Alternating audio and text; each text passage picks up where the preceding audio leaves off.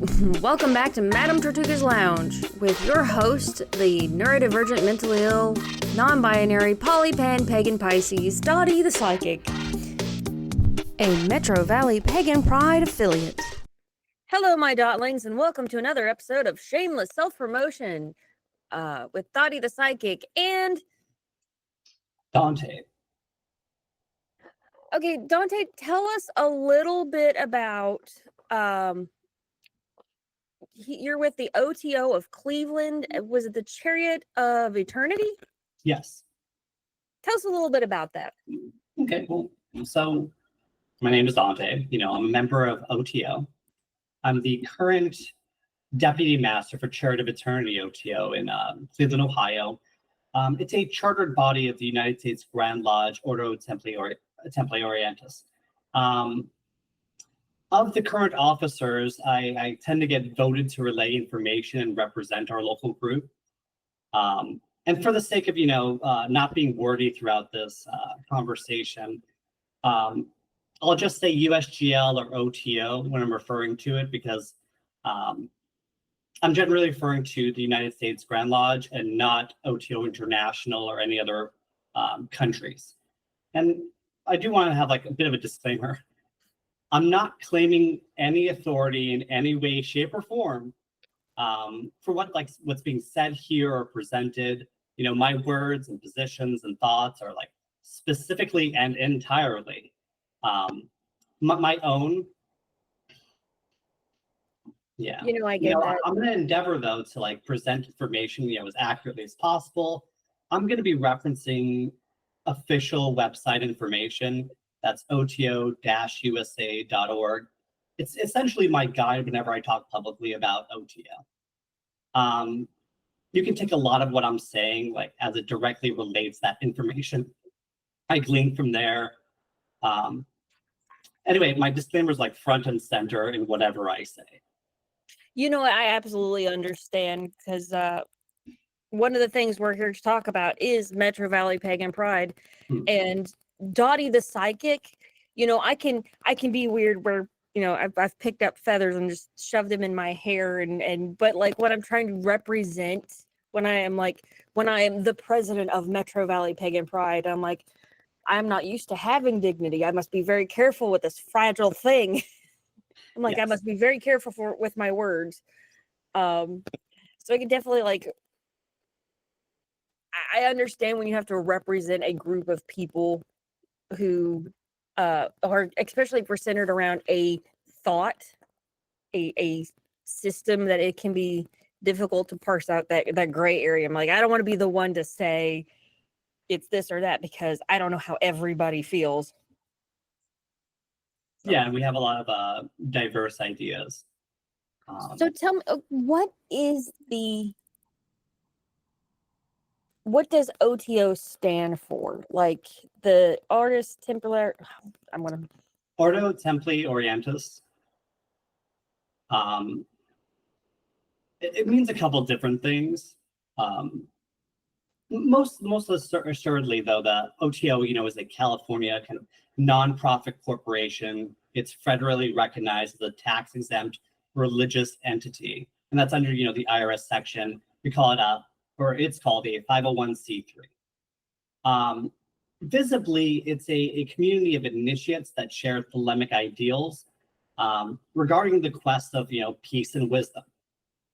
That's our kind of our main goal. Because there's a lot to unpack in saying that too.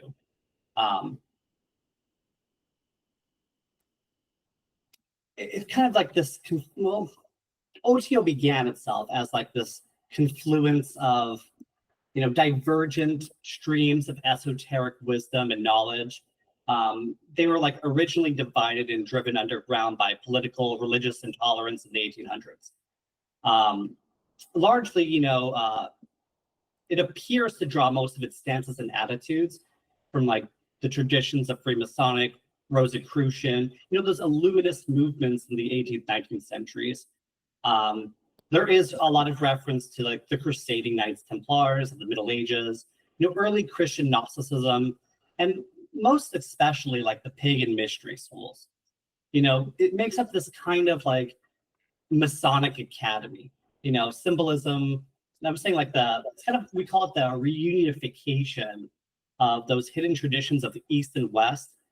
And what Thelema does and what O.T.O tries to promulgate is that like these are held together by the law of Thelema. The law of Thelema, by the way, is do what thou wilt shall be the whole of the law. Love is the law, love under will. And we say this to respect the right of every individual to live according to their will. Does that answer some of that? That really does help out. Like, so this is very like Western esotericism. I know that one of the founding members was Aleister Crowley. I think that Crowley. I know a lot of people. He is an interesting character. There is much to be learned about him out there. Can we talk about like how? And I'll be referring to the O.T.O so that y'all don't have to watch me. I'm having a neurodivergent day, folks, so this should be fun. Some of our best podcasts are when I'm out of my skull. Well, I'm a very patient, tolerant, exuberant person, so feel free to like be yourself. This is my life theme right here. It was a very appropriate shirt. I did not mean to have a neurodivergent day in my, Stop the Stigma shirt, but here we are. Let's talk about how the O.T.O got started, because I don't want to gloss over it. We all know that Aleister Crowley was an influential figure as well as a creature of absolute chaos. Yeah. So I guess the way to kind of discuss it is to start with like how O.T.O came to creation, and then how Crowley plays a part in that. So O.T.O, to my understanding, started with Karl Kellner. He decided that, major ideas, I mentioned that Academia Masonica, like Masonic kind of academy, he wanted it to be called the Oriental Templar Order. So the kind of inner, like a cult inner circle would be like the O.T.O, and it would be organized, parallel to like the highest degrees of the Memphis and Nostrohim, like the rites of Masonry. It would teach that esoteric, Rosicrucian doctrines, specifically from the Hermetic Brotherhood of Light.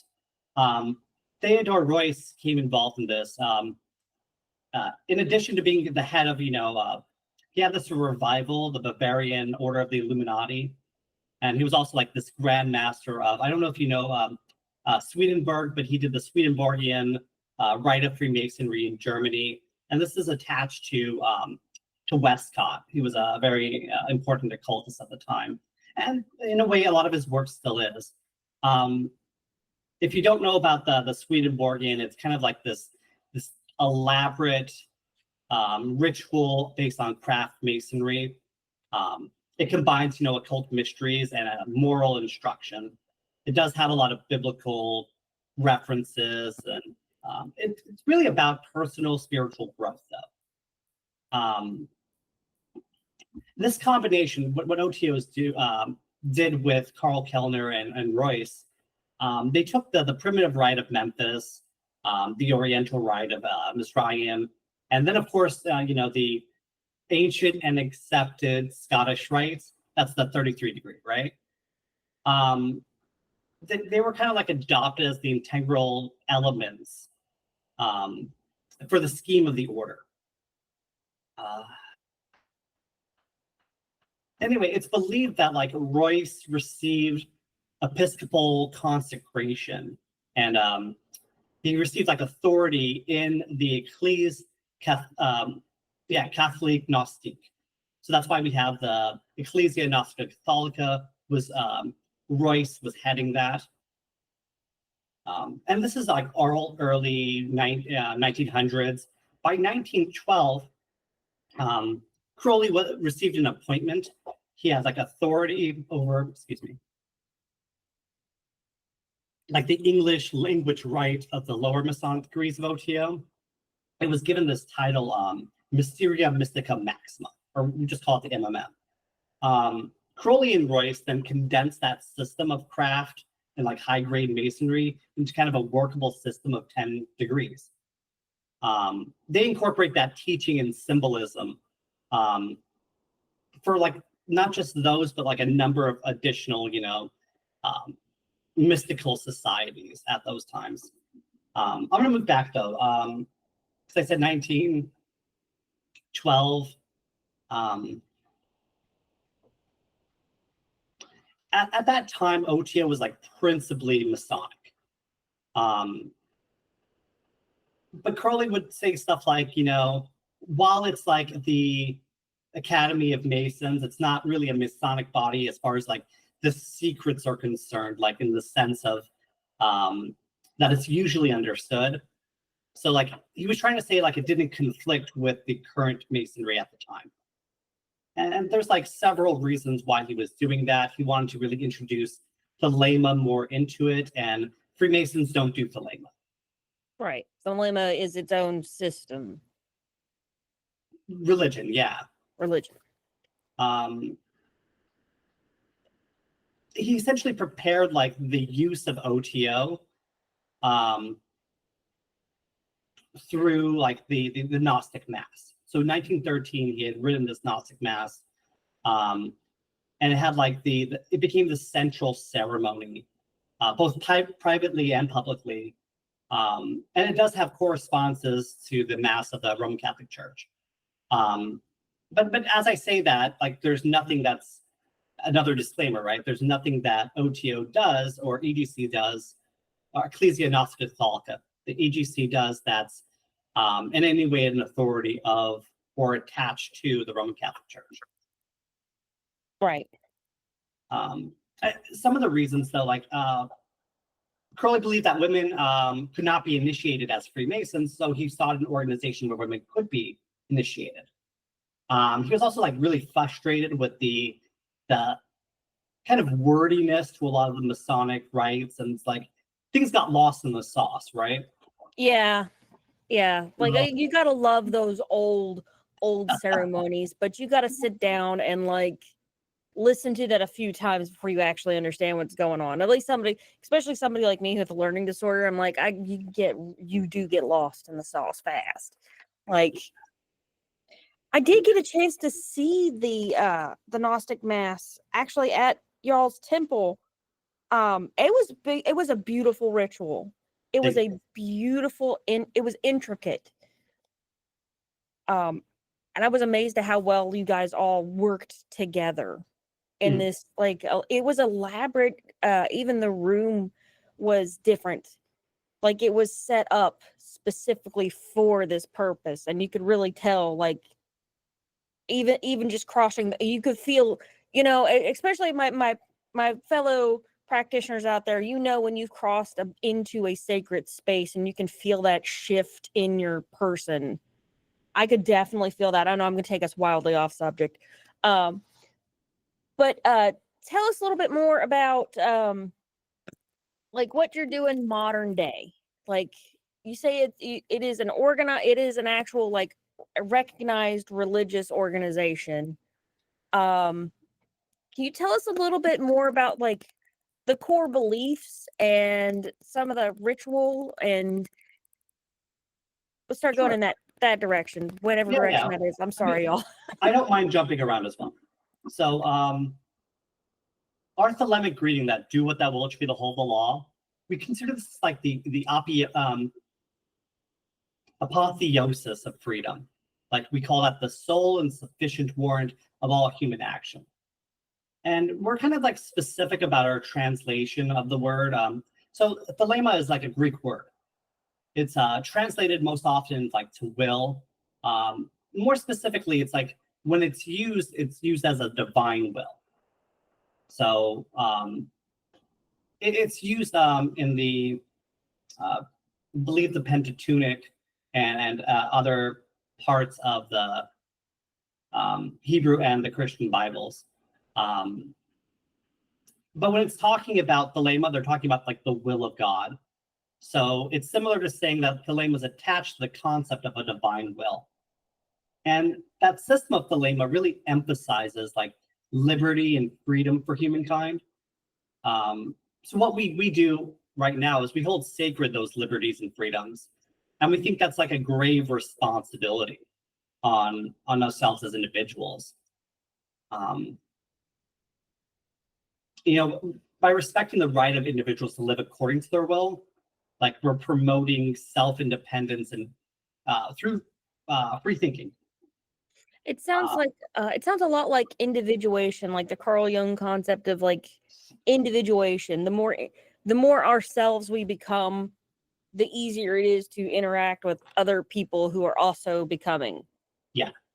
And you're going to see a lot of strands of Jungian psychology and existentialism kind of crop up into our ideas and ideals for society in general. But, so I don't think I described this when I said Chariot of Eternity. It's a chartered body of the United States Grand Lodge. So there's 45 chartered bodies within the United States, and we're simply one of those. And what we currently do, what we try to do, support those thelemic ideals of freedom of religious and personal self-expression. So we call that like the emancipation from superstition, social oppression. It's essentially the development of a worldview that encourages humanistic expressions. You asked me also about like what are spiritual practices. They're intended to enhance the lives of initiates, not to harm anyone. So for instance, nobody in the OTO is instructed in hexes or curses or any kind of magic that would be designed to harm another person. We think that harm to oneself and others is actually incompatible. So the principles of Thelema, because it's a violation of a right of every individual to live according to their will. So self-harm and harm of others it wouldn't jive with us, I can appreciate that. That's a good standard to set. I'm not going to sit here and pretend like I haven't sent a bad hex. I got a whole list of stories where I've done the dumb high school shit, but I can appreciate that standard. Well, because a lot of our members are, and not just our local members, but members in the order in general are into a variety of things that tend to get classified as self-harm sometimes. There are certain rituals that would appear that way. For instance, someone sitting on their knees for an extended period of time can be considered self-harm, but it's not like that's what they're instructed to do. Where you went to the Gnostic Mass, I think one of the deacons' statements at the very beginning of it is, while we kneel at a certain point, if you can't do that, please sit in your chair. Right. We're about like more comfort and concern for our fellowship than about you like pushing yourself to that nth degree. Right. I know that can be a part of certain meditative practices. But I did appreciate that y'all had the little knee pads under the chairs. I'm like, okay, yeah, just like pull them out. And the cakes of light were delicious. Thank you. Oh, I gotta tell you something. This is a little bit on record, off record. My husband actually came up with a vegan recipe for cakes of light. I'd be interested to try. They were really good. They're really good. And he because he did a class, he taught a class. We're not Thelemic, but he's been really, really studying up on it. He's very big into like the LBRP, the hexagram rituals. I think he's actually done the middle pillar a couple of times. If you're not a part of these traditions, then you probably don't know what these are. But basically, these are very deep meditative processes. I love let's talk a little bit about the ritualistic nature of like what you do. Like, we don't harm anybody, but I don't know what I've seen from the outside. You know, I'm a good old coyote. I'm not speaking for nobody but myself.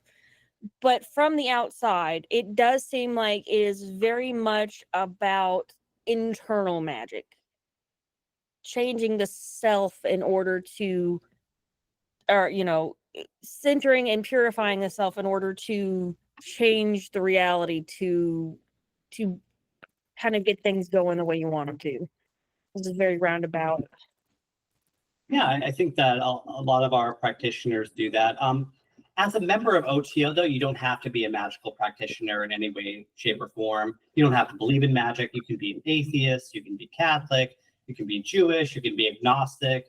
There's no like set person you have to be or subscribe to a set of beliefs outside of not harming other people, right? Right. You know, I'm like full of disclaimers, by the way. Whenever I'm talking about groups of people, as a chartered body, and I want to get this like straight out, that we don't engage in like OTO public sex rituals. We're very sex positive, like we're free of shame or judgment. But we typically engage in like safe community-led activities, more specifically like initiations at MMM, and of course Liber XV, the Gnostic Mass. We actually conduct the Gnostic Mass, you know, twice a month, so it kind of builds up those energies for other rituals, other workings. We have educational classes, workshops. A lot of chartered bodies engage in like newsletters and other, you know, esoteric interests, theatrical events.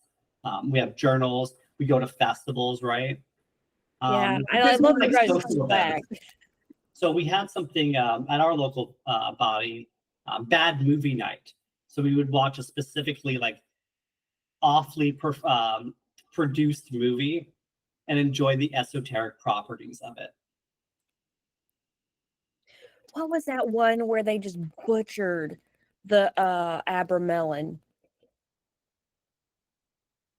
I can't remember the name of it. Like I would recognize it if I saw it, but I cannot remember the name of it. But it's funny because there's another channel I really like to watch that they just go in on like occult movies, and they went in on it and they're like, this must be how Catholics feel about exorcism movies, is the only thing I could think of the way this guy was talking, and I cannot remember.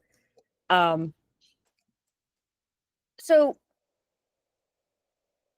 the OTO, like nationwide, they have, like, okay, you can't just tease this spicy bit and not go into a little more detail. do they do that? I've heard that, but I thought it was propaganda. Do they do what? Orgies. No, there's no OTO orgies. Okay. That being said, it's like, do private members, you know, conduct themselves outside of OTO premises in however they see fit? We believe that people have a right to love whom and how they will. Right.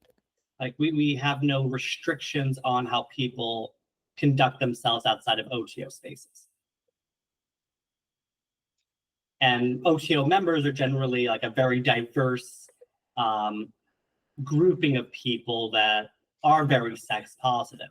Right. So if you've heard stories, I'm not going to say that they're not true, but I'm going to say that in OTO spaces, it's impermissible. Do they have like, so there's public sex rituals? I feel like that is a bit of a, maybe people are taking elements of the Gnostic Mass and just running with it straight into.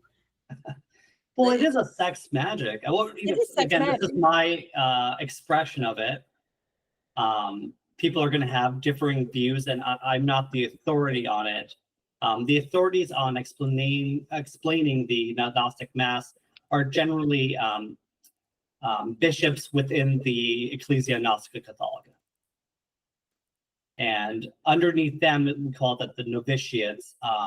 They're supervised by these bishops in conducting their roles for the Gnostic Mass. But like the first looking at it, you're going to be like, oh yes, this is sex magic. And that's just the first layer. And it's symbolic sex magic. There is no coitus or anything like that occurring during the Gnostic Mass. It is a beautiful ceremony. I can definitely see, like, there's a lot of layers. Mm-hmm. There's a lot of layers. Nothing is what it just is. It is a representation of something. Like, even down to, like, the colors of the robes. And I know they were doing the figure eights, and I was like trying to keep up. I'm like,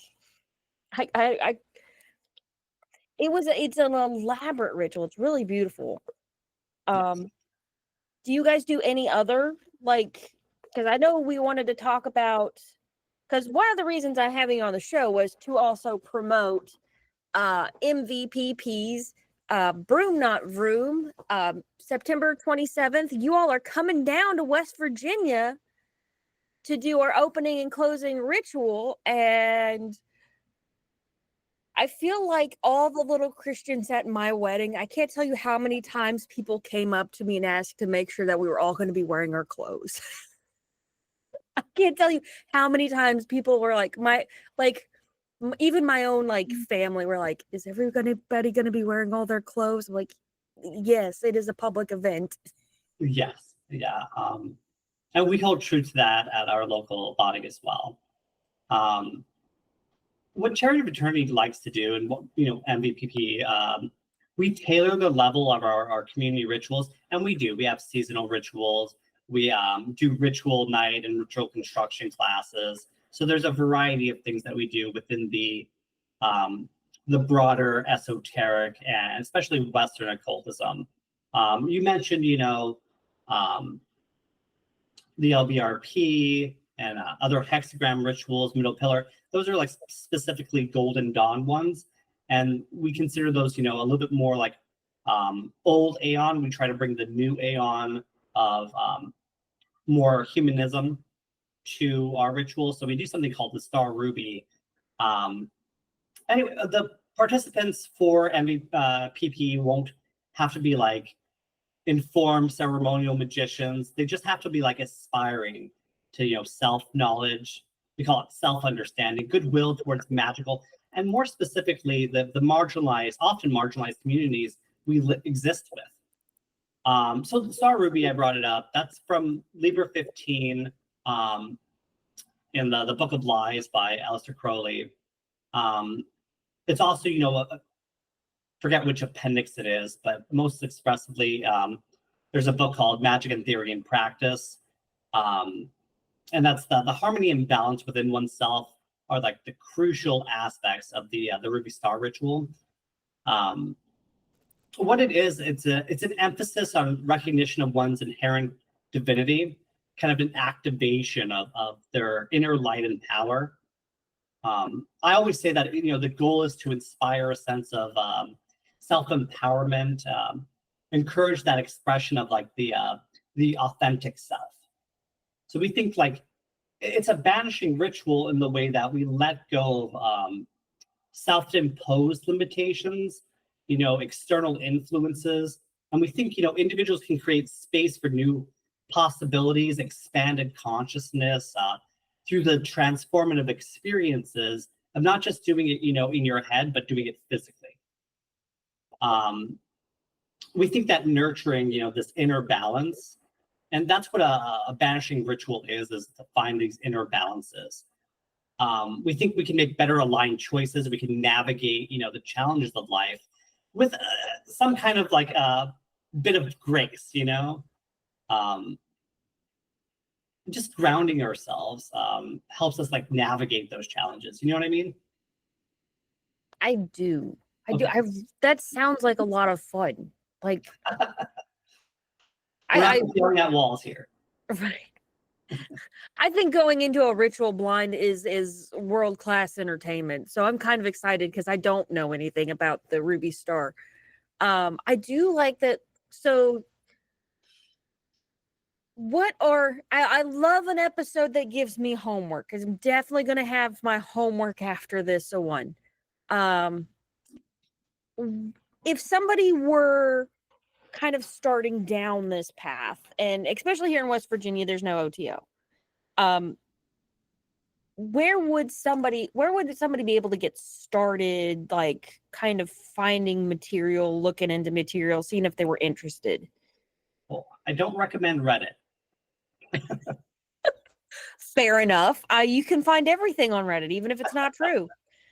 What I would recommend, you brought up Crowley earlier. I think this would be a good time to like really to kind of discuss him. But if we're talking specifically like O.T.O. and want to like know more about that, Equinox Volume 3, the number 1, you'll find like Liber 52, 194, 101, and of course the Gnostic Mass, that's Liber 15. Those are really the main sections of what O.T.O. is. So that's a kind of good starting point. And I'll give you all this information as well, so you can give other people that information. Definitely. Any links that you can send me are going to go into what I'm now calling the Well of Weird. We got that from Robert from the last episode. Definitely check that out. But we're going to start calling it the Well of Weird at the base of the videos. So yeah, when I recommend books, I think I really need to like jump into the character of Aleister, right? So Aleister, he's born Edward Alexander Crowley. Right. So he's in his lifetime took different mottos to represent where he was on his path of initiation. So he styled himself as an English poet. He was heavily into mountaineering, like pushing his physical body to the very limits. He was without a doubt a strange occultist. And most know him as a writer of Western ceremonial magic. And that's where he's influential as far as like the 20th century goes. He engaged a lot with Hermeticism.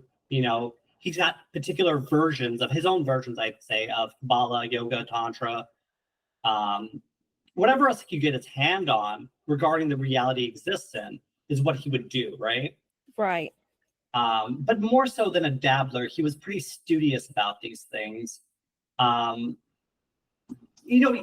Where he got some fame, and he had this kind of, I think it's a pretty funny yet serious moniker. He called himself the Great Beast 666. Yes.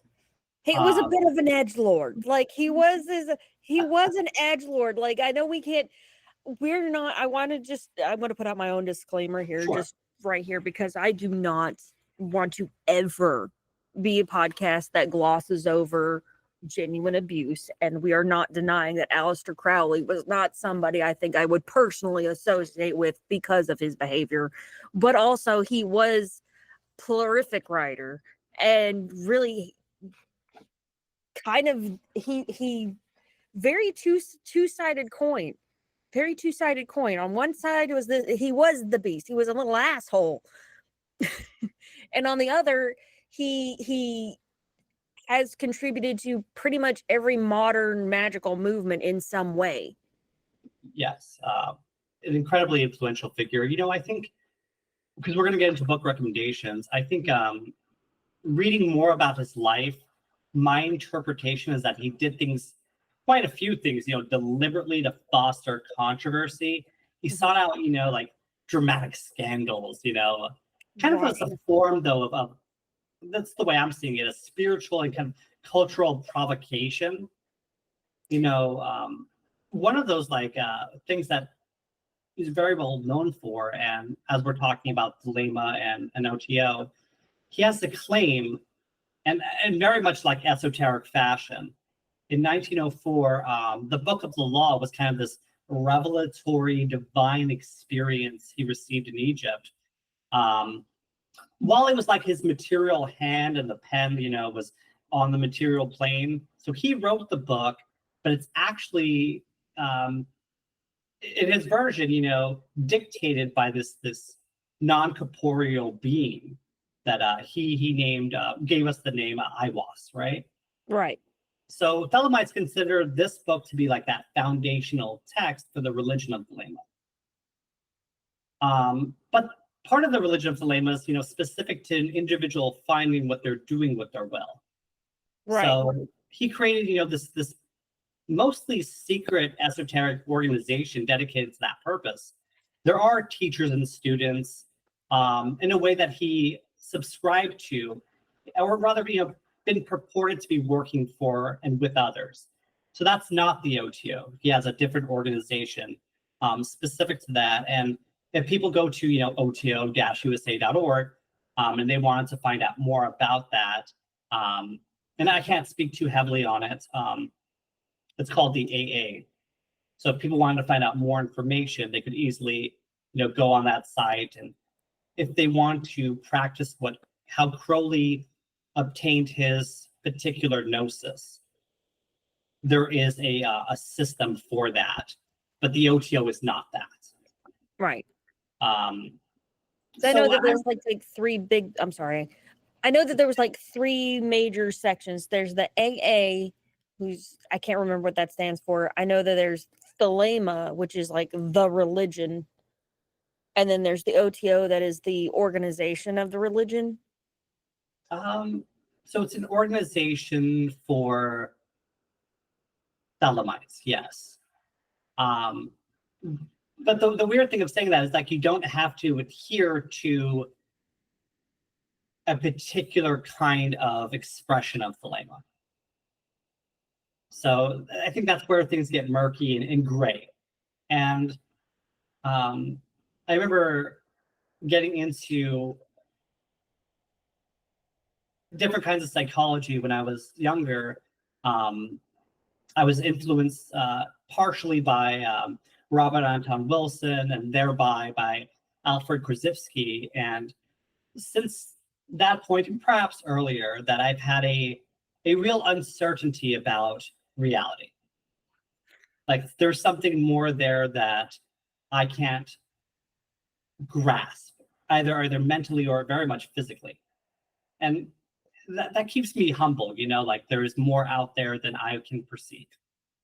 But I'll get off topic if I keep going that way. I'm recommending, if you want to know more about Crowley and how Thelema fits in, because I recommend Richard Kaczynski. Kaczynski's book is called Perdurabo, The Life of Aleister Crowley.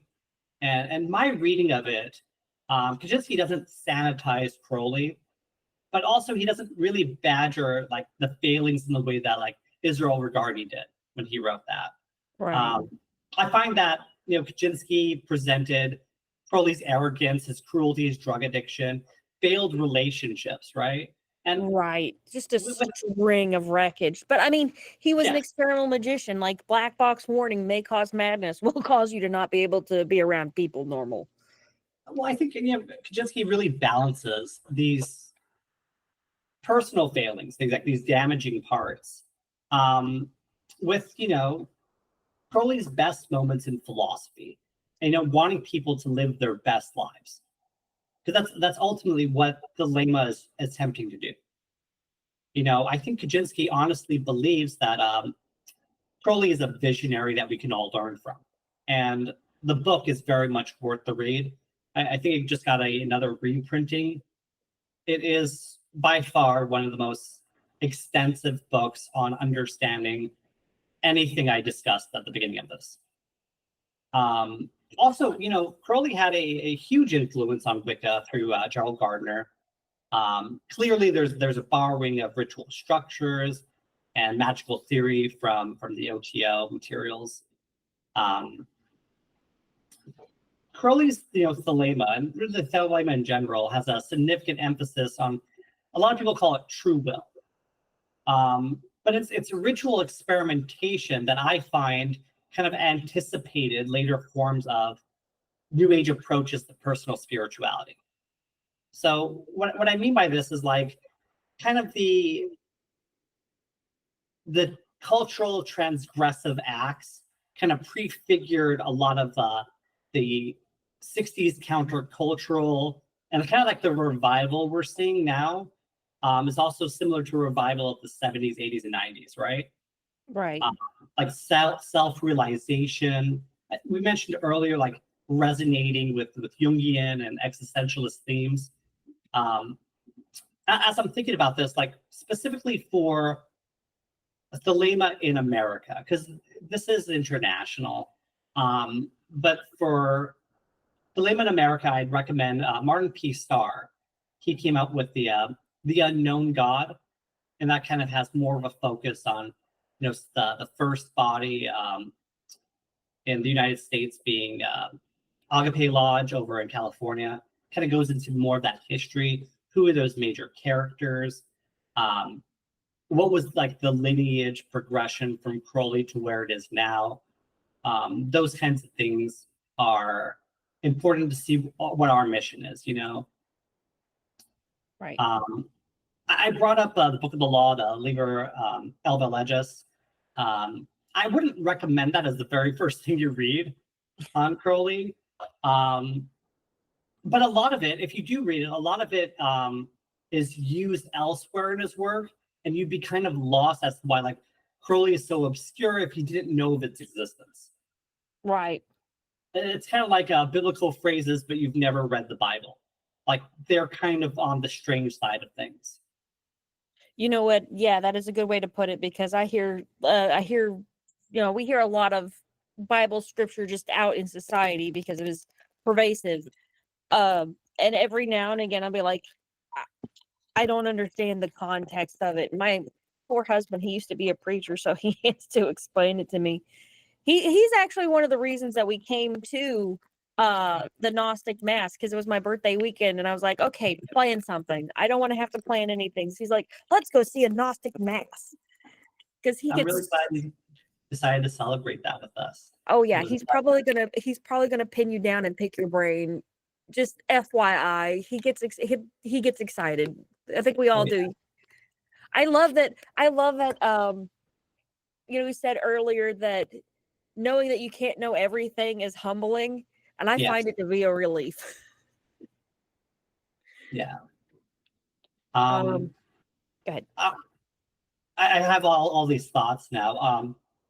You said like someone was getting into the magical part too. So my greatest recommendation, and I don't think I'm being very cost effective when I say this, because this whole learning about Western esotericism can like deplete your coin purse, so to speak. Yeah, these books are old and expensive sometimes. One of O.T.O's missions is try to make it more accessible. But Magick in Theory and Practice, this is Liber ABA, book 4. You know, it ranges between, I don't want to say a price. There's a certain lower cost and a higher cost one. I definitely recommend the physical copy because online versions don't have information accurately. So if people are like pulling up PDFs or something like that, I would be wary of what they're grabbing. But I found Magick in Theory and Practice to be Crowley's most accessible, like systematic, I call it the exposition of magic ritual and philosophy to date. It goes without saying that anyone interested that should attempt to get their hands on the Confessions of Aleister Crowley. That's a lot more cost prohibitive though, because that goes well, you know, beyond $400, $500 to get a copy of that. Yeah, but the information gleaned out of that is also in a variety of other books about Crowley, because he kind of did this. He wrote it himself. The self-mythologizing, you know, of his work. He was really good at self-aggrandizing. And there's a lot of I kind of appreciate it. Like as a salesman, I get it. Sorry. He's kind of mean to himself in a lot of the sections. Like he doesn't think, well, I'll let people come up with their own versions of it, but it's well worth the read. A lot more cost efficient, we'll call it that. Kind of a guide for Thelemites working that practical magic associated with Crowley's way of doing it. I'll never go without recommending David Shoemaker's Living Thelema. It's really well paired with his podcast, also by the same name. Um, I like the name of your, as I say this, the Shameless Self Promotion on that.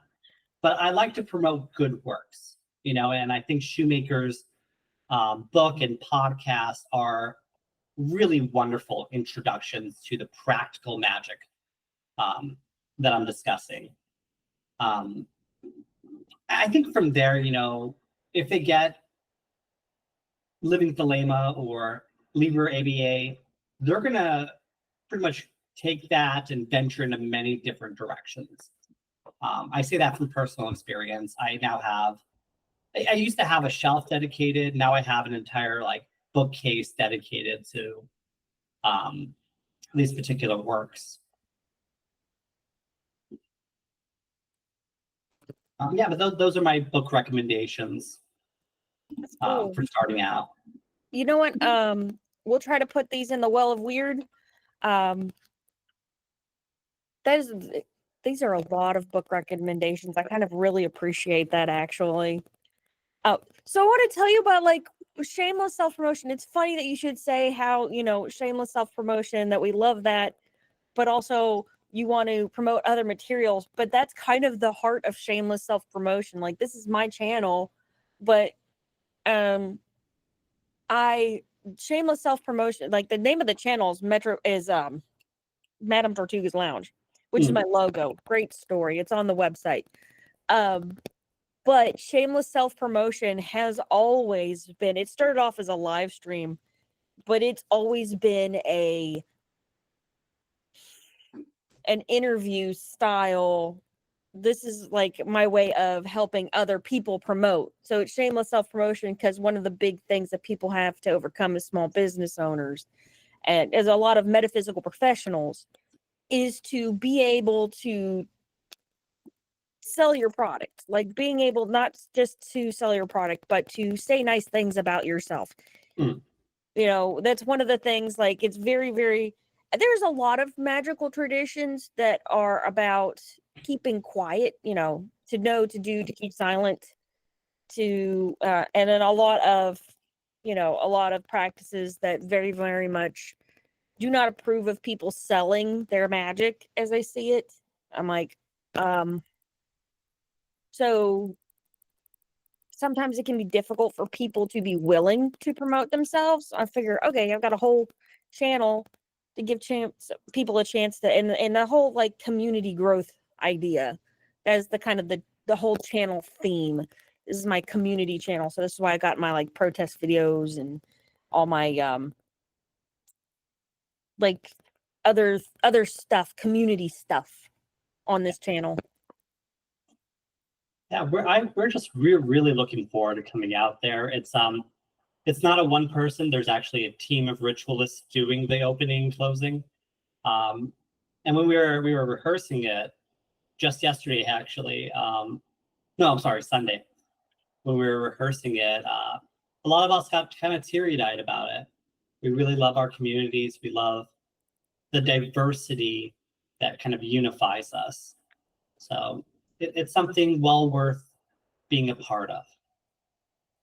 I'm really, really excited to have you guys come down. It feels like proper diplomacy, doesn't it? Just a little bit. It feels like it doesn't. It feels like when you work with other people that you respect, working with people you respect makes you feel more respectable. Yes. And that is kind of how we build a more robust and stable community. And this feels like a massive step for our local community. I definitely, if you are in West Virginia and you have a group that would be interested in being part of Metro Valley Pagan Pride, you can go on our website. We've got a Discord. We've got the Facebook. Definitely check us out. I can't wait to see you guys September 27th at Broom, not Vroom.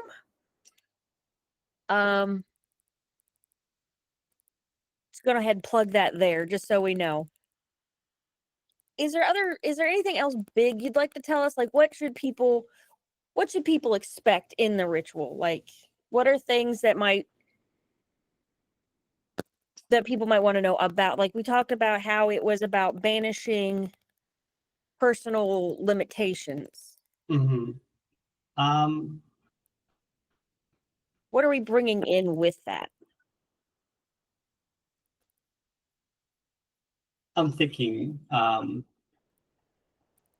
Also, is this more like a celestial kind of ritual, or is this more like, I it's know it's very elemental. elemental? Yes. You know what? Actually, the participants. Oh, I can't say this part.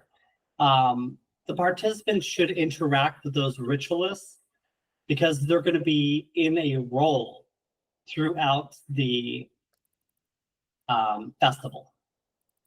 So I think people should interact with that person in that role. And because that interaction actually is going to be a part of our closing ritual. Nice. I love a bit of theater and magic. I can't tell, like, when ceremony, because it's all it's kind of, it's funny because I know you said earlier that it doesn't necessarily, you don't necessarily have to participate in magic to participate in the OTO, but I always thought of like ceremony and ritual all feels magic to me. So it's very hard. It's hard to separate the two in my mind.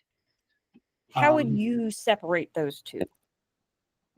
Remind me, what am I separating? We said earlier that you don't necessarily have to be a magical practitioner to participate in the OTO. Right. So I'm separating membership from being a magical practitioner. Yeah. Well, membership is about community. So it's meeting people where they're at. And if where someone's at is a, I don't believe in anything spiritual, there's still a spot for you.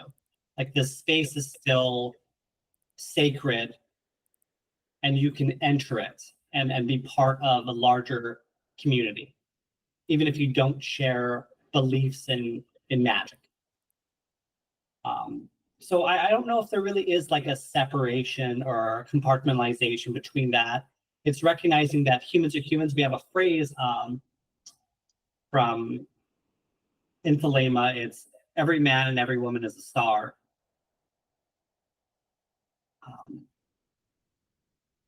And by saying that, we attempt to affirm that wherever you're coming from.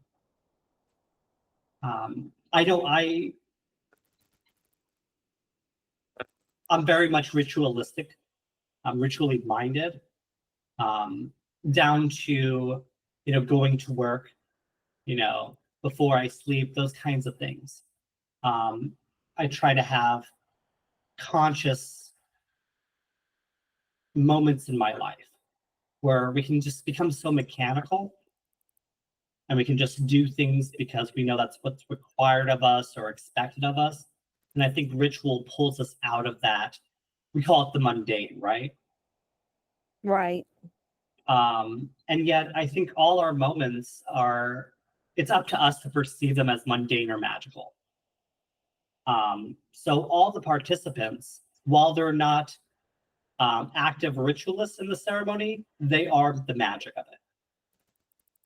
Like the ritual wouldn't happen without their presence. Much like in the Liber XV, the Gnostic Mass, the congregation is the purpose of doing that ritual. That's very cool. Okay, so we are hitting it right about an hour. How do you feel right now? Is there anything you'd like to say?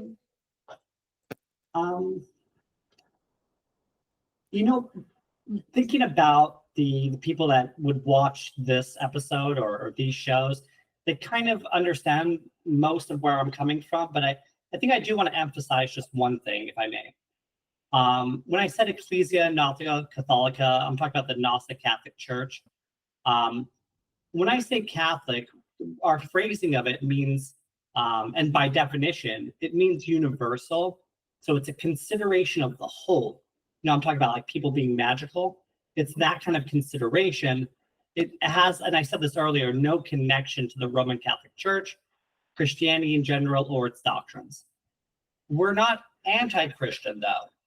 We're just pro-Thelema. We're not anti any other religion. We We have a profound respect for other people's gods.